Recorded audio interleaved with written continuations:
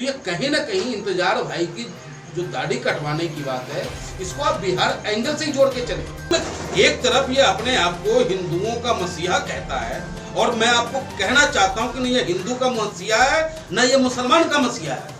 ये तो अपने कुर्सी का प्यारा है, कोई भी मर जाए कुछ भी हो उससे इनके ऊपर कोई फर्क नहीं पड़ता। बिल्कुल इस पे जांच होनी चाहिए और चुनाव आयोग से भी हम कहेंगे कि इसको उसी एंगल से देखा जाए। कहीं ना कहीं ये बिहार चुनाव को प्रभावित करने का एक नया एजेंडा, वही इस दिल्ली में आकर के वही योगी जी बोले थे कि गोली की जवाब गोली से देने का काम करेंगे और उसका जवाब दिल्ली की जनता ने दिया इनको और फिर अब बिहार की जनता इन्हें जवाब देगा।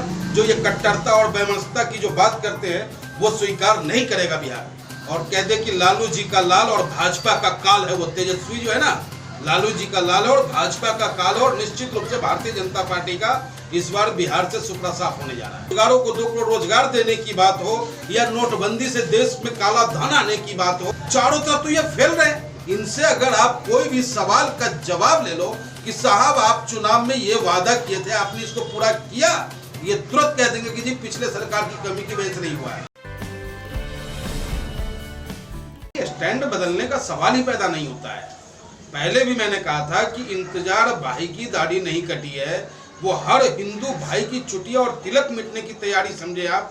मान लो आज एक कड़क एसपी आया और एक हमारे जो मजहब को मानने वाले, और सबसे पहली बात मैं कहना चाहूंगा कि जो व्यक्ति जिस मजहब में जन्म लिया है और अगर उस मजहब का एहतराम नहीं करता है वो, तो समझिए कि इंसानियत का बिल्कुल एहतराम नहीं कर सकता है। तो जो व्यक्ति अपने मजहब को मान रहा है और उसकी दाढ़ी को आप कटवा रहे हो, सस्पेंड कर रहे हो उसे आप, कल को हो सकता है कोई उससे भी कड़क अफसर आ जाए और उसके नीचे जो दरोगा होगा या जो उसका अर्दली होगा, चुटिया रख रखा होगा, तिलक रख रखा होगा, उसके तिलक और चुटिया को भी मिटाया जाएगा।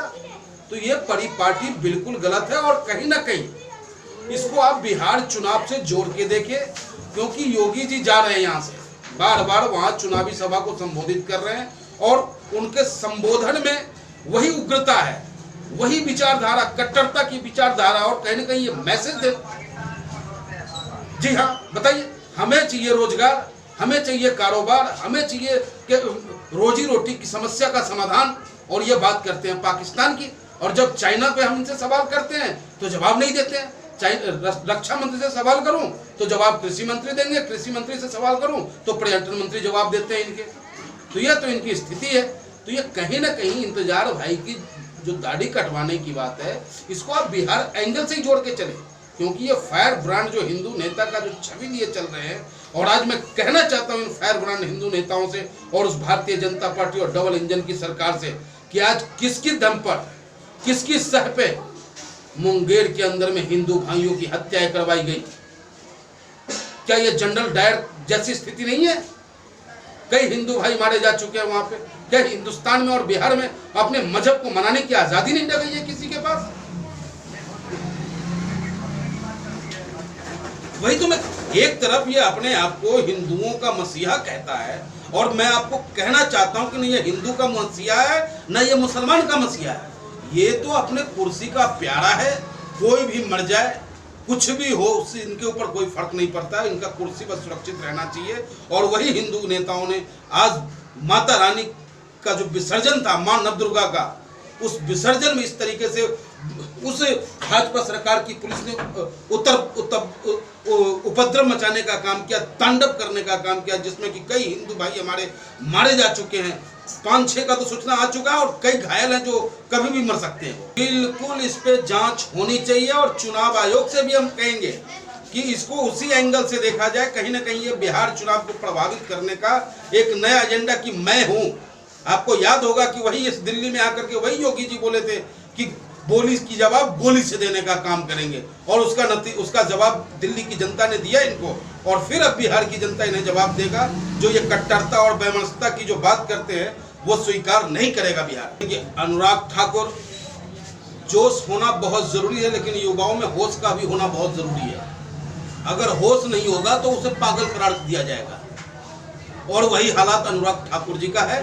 तेजस्वी यादव जोश से लवरेज और होश से बिल्कुल अपने आप को संयमित करके जनता की सेवा करने के लिए मैदान में उतरा है और जो भी उनका बयान है जनहित में बयान है और जनहित में बयान देना अगर गलत है उनकी नजरों में, जनहित में बयान देना अगर नक्सली कहना है तो भी ये स्वीकार करेगा। उनके जैसा नेता और हमारे जैसे लोग जो समाज, गरीब, दलित, कमजोरों की आवाज को जो बुलंद करे, अगर उसे कोई नक्सली कहता है, कोई उपद्रवी कहता है, तो वो कहलाना स्वीकार करेंगे हम, क्योंकि हमें जन की सेवा करनी है। तेज और कह दे कि लालू जी का लाल और भाजपा का काल है, वो तेजस्वी जो है ना, लालू जी का लाल और भाजपा का काल, और निश्चित रूप से भारतीय जनता पार्टी का इस बार बिहार से सुपड़ा साफ होने जा रहा है। ये तो बोलबे करेंगे, इनके पास तो गलथेथरी के अलावा कोई सवालों है, कोई जवाब है।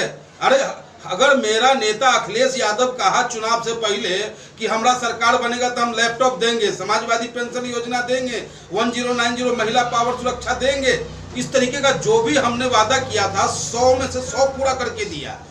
और ये लोग जो भी वादा किए, चाहे वो 15 लाख की बात हो, बेरोजगारों को 2 करोड़ रोजगार देने की बात हो, या नोटबंदी से देश में काला धन आने की बात हो, या जीएसटी से अर्थव्यवस्था मजबूत हो जाने की बात हो, कोरोना में लॉकडाउन करने का जो गलत तरीका रहा, हमारे बिहारी भाइयों को पैदल दौड़ाने की जो इनकी तैयारी रही, ये सब चारों तरफ तो ये फैल रहे हैं। इनसे अगर आप कोई भी सवाल का जवाब ले लो कि साहब आप चुनाव में ये वादा किए थे, आपने इसको पूरा किया, ये तुरंत कह देंगे कि जी पिछले सरकार की कमी की वजह से नहीं हुआ है।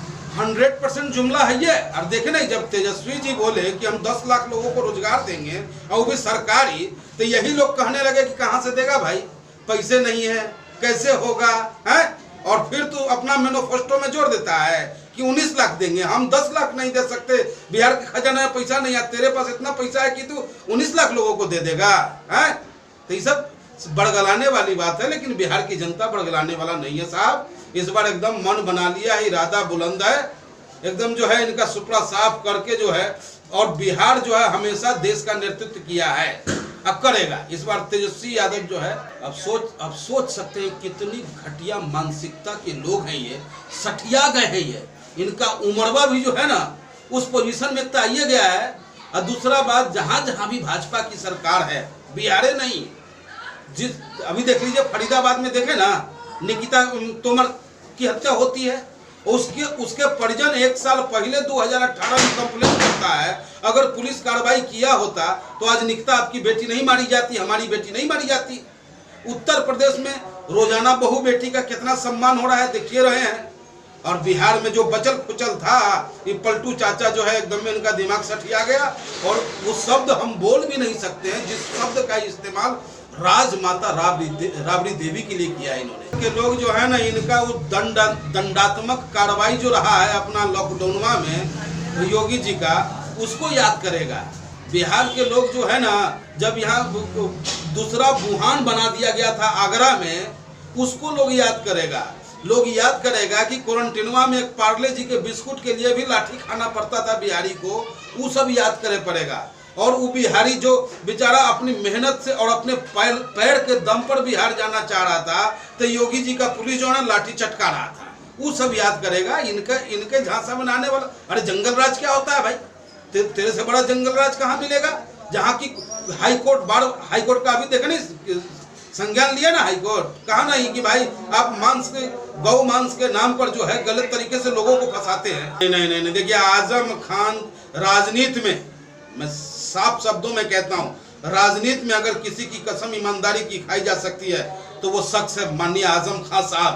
क्योंकि आजम खान साहब निहायत ईमानदार, और उनकी ईमानदारी की सजा उन्हें मिला। अरे उन्होंने क्या किया था, शिक्षा का मंदिर बनाया, शिक्षा के मंदिर में जाति पूछ करके एडमिशन उन्होंने नहीं लिया। गरीब के बच्चों को तालीम देने की बात जो करेगा, जो देश के भविष्य को उज्जवल बनाने की बात करेगा, उसके खिलाफ फर्जी मुकदमा, बकरी चोरी तो किताब चोरी तो जमीन की चोरी, अरे हद हो गया। अरे बदले की राजनीति की पराकाष्ठा को इन्होंने पार किया साहब, और अपना दिन भूल गए जब रो रहे थे लोकसभा में। आज सब दिन होत ने एक समाना, वही अर्जुन वही बाना, फिर आएगा समय।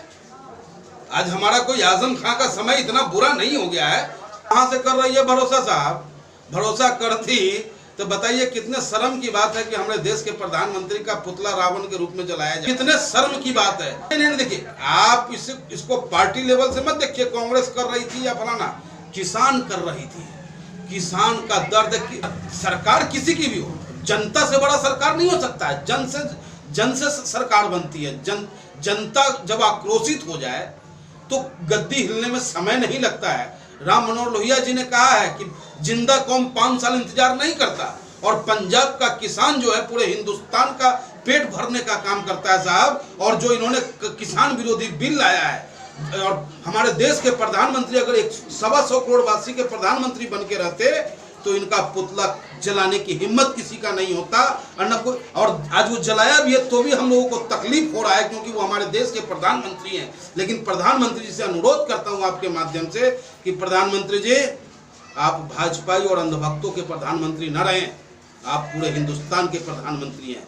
आपकी बातों को लोग सुनता है, मानता भी है, लेकिन आजकल आपकी बात आई गई हो गई है, इसलिए अब आपकी बातों पे लोगों का यकीन नहीं रहा।